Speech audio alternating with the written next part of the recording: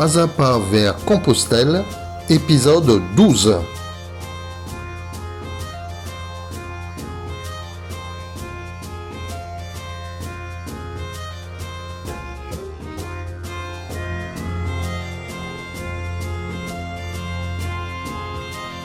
Étape 41, Astorga Rabanal del Camino, 21,6 km, dénivelé positif 321 mètres, négatif 40 mètres. Au revoir les amis camping-caristes.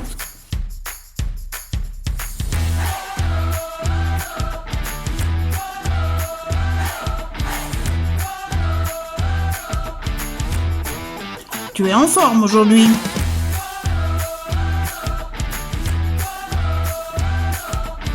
La chapelle Saint-Esteban à la sortie d'Astorga.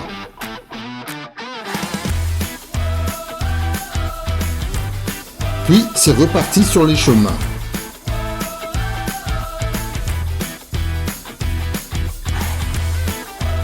Passage à Castillo de los Valvasares. Après un café, je fais tamponner ma crédentiale dans cet albergue. Je devais paraître fatigué. La jeune serveuse me dit de prendre mon temps, de m'asseoir pour me reposer. Ce que je fis bien sûr. Les paysages sont magnifiques. Famille de pèlerins sur le chemin avec le petit et la poussette. Le pauvre, il doit être secoué sur les chemins. Au loin, un camp indien. Et oui, ils font des signaux dans le lointain. Il manque un saloon. Non, je rêve, une albergue saloon. Bien, revenons au calme pour la pause déjeuner. Le chemin, c'est comme cela. Il y a des moments d'allégresse, de joie, de folie, et puis des retours au calme. Mes horaires décalés avec les autres pèlerins, et souvent seuls, me permettent ces instants de méditation, de tranquillité, marcher, contempler, penser. Imaginez la poussette sur ce chemin. Enfin, j'arrive à Rabanal del Camino, magnifique petit village. Nombreux pèlerins s'y arrêtent, car demain l'étape sera longue et dure, avec de bons dénivelés, positifs et négatifs. Ce soir, nous allons installer notre bivouac sur le chemin à la sortie du village.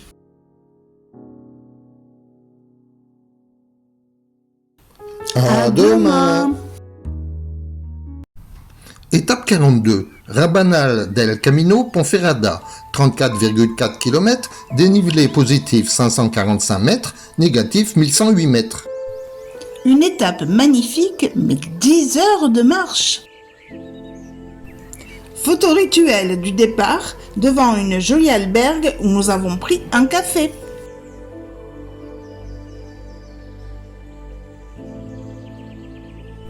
Nous aurions pu établir notre bivouac hier soir près de ce lavoir, mais un peu difficile d'accès en voiture. La première partie de l'étape en grimpette se fait tranquillement et sans problème. Petit terre-plein central dans une nature très belle.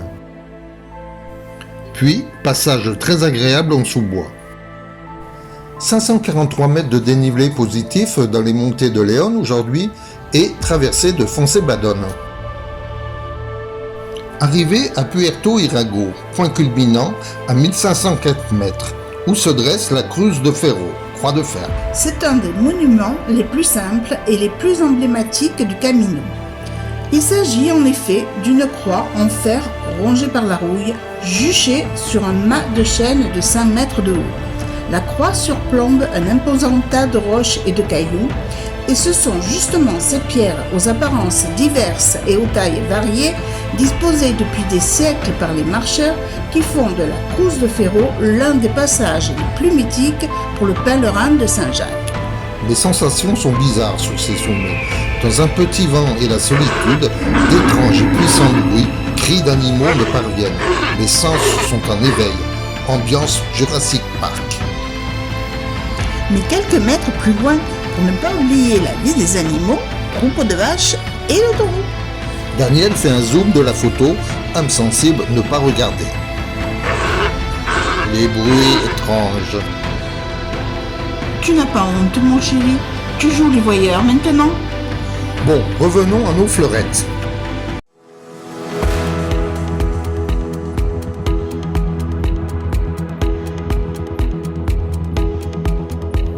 Bravo mon cœur, trop fort!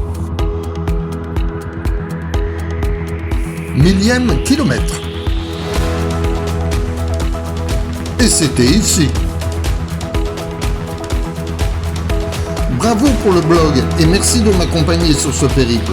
Tu es la reine des petites routes.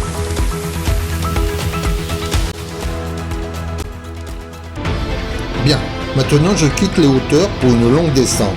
Le plus dur est fait, du moins c'est ce que je pense à cet instant. Les choses ne s'engagent pas vraiment comme je l'avais imaginé.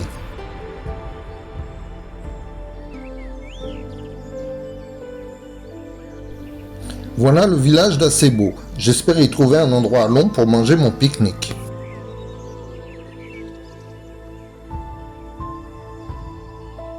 Acebo est un très joli village. Quand je pense que Daniel nous a trouvé un bivouac ce soir à la station Shell de Ponferrada, je suis perplexe. Bon, il est vrai que finir à Acebo l'étape, celle-ci aurait été vraiment trop courte. C'est aussi mon choix. Waouh, un banc à l'ombre. Une très grande albergue pour pèlerins. Je continue ma descente vers Ponferrada. Ermitage Saint-Sébastien. Saint-Sébastien est le saint patron des archers. À partir de là, la descente devient du grand n'importe quoi.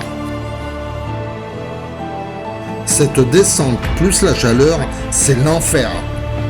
Passage dans cette très petite ville de Molina Seca.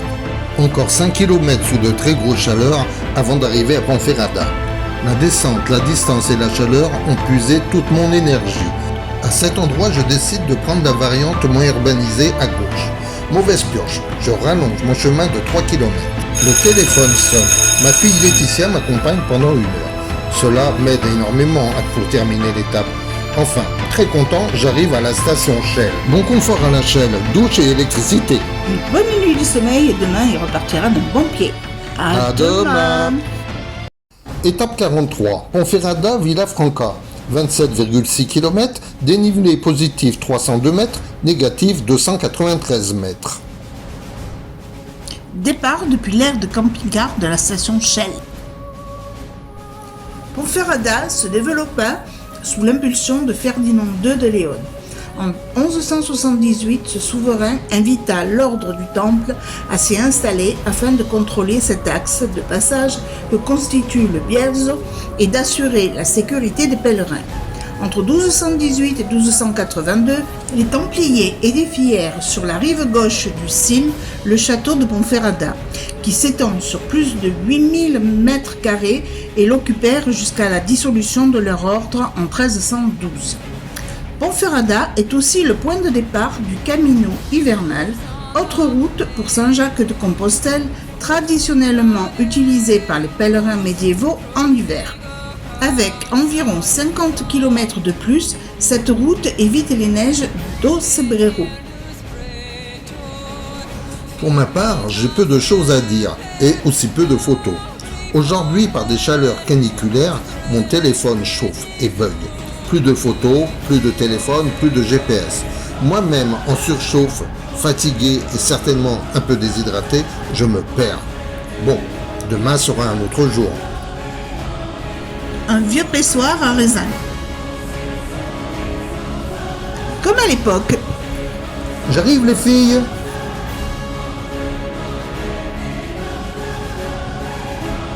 Villafranca del Bierzo. Il en faut peu pour être heureux. À demain. Étape 44, Villafranca del Bierzo, Ruitelan. 21,7 km, dénivelé positif 542 mètres, négatif 433 mètres. La journée commence fort. Mais c'est quoi ce tricot? Notre bivouac était au bord du Rio Burbia. Aujourd'hui, j'ai le choix. Par la vallée, 19 km, dénivelé positif 90 mètres. Par la montagne, 21,7 km, dénivelé positif 400 mètres. Sans trop d'hésitation, je choisis de passer par la montagne. Dès le départ de cette variante, ça monte très fort. À la fenêtre d'une maison longeant ce chemin, une petite mamie me conseille d'aller doucement, ce que je fis de suite. Effectivement, c'est très raide et ça dure. Rapidement, je trouve mon second souffle et peux apprécier les jolis points de vue sur la vallée. Je pense à mes amis pèlerins sur le chemin bordant l'autoroute et suis très content de mon choix. Je rencontre personne, très peu choisissent cette variante. La grimpette continue et c'est magnifique. Les odeurs, ce silence, ces paysages. Je m'émerveille de tout. Je me sens terriblement heureux. Je ne fais plus le chemin est en moi. Le chemin me façonne. En réalisant la vidéo de cette étape, de cette aventure, je me sens nostalgique et l'envie de repartir se fait de plus en plus forte et présente. J'arrive au petit village de Pradella, ici commence la descente vers Trabadello. Une petite pause s'impose. 1000 mètres d'altitude, en effet, il peut neiger. Bon, je rejoins la route maintenant. Vraiment, là, je ne suis plus dans l'euphorie. Coucou à mes amis de l'île sur la Sorgue.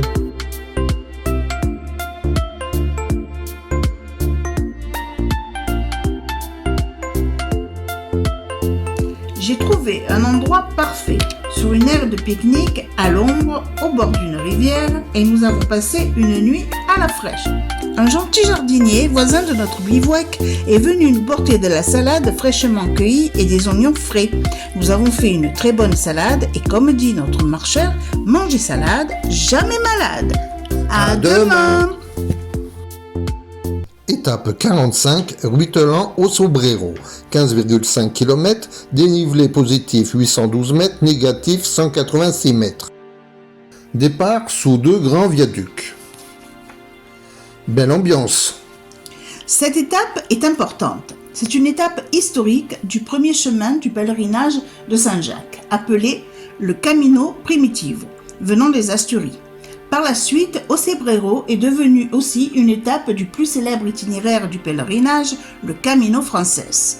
Un refuge de pèlerins y est installé dès le IXe siècle. C'est la première halte en Galice après avoir quitté la Castille et Léon. Ce village est situé à 1330 mètres d'altitude. Donc, c'est parti pour cette avant-dernière grosse grimpette et on finit l'un et l'autre dans les nuages. Revenons à notre chronique La vie des animaux. Surprenant. Bienvenue en Galice. Maintenant, il y a aussi le décompte des mètres. Pendant que notre marcheur monte tranquillement, moi je cherche du pain dans ces villages perdus et je peux vous dire que ce n'est pas évident. Petit à petit, je me retrouve moi aussi dans les nuages. Et en plus, je n'ai pas trouvé le pain. Mais c'était très beau. 1330 mètres d'altitude, le village de Ocebrero.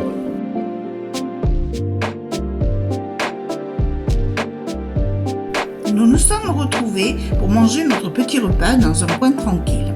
J'avais enfin trouvé du pain. Puis nous sommes allés prendre un café dans ce village pittoresque de Ocebrero. Enfin, nous prenons chacun la direction du bivouac situé quelques kilomètres plus loin. Au bivouac, vous voyez, je ne chôme pas. À demain.